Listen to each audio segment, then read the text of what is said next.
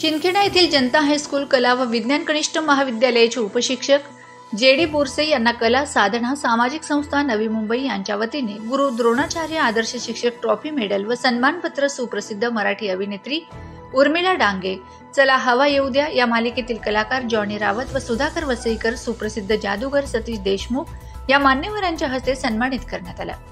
सदर पुरस्कार हा शैक्षणिक सेवा करत असताना केलेले शिक्षण क्षेत्रातील कार्य तसेच योगदान व उत्कृष्ट कामगिरीबद्दल अनेक उपक्रम व स्पर्धांमध्ये सक्रिय सहभाग घेऊन तालुका ते राज्य स्तरापर्यंत यश संपादन केल्याबद्दल देण्यात आला।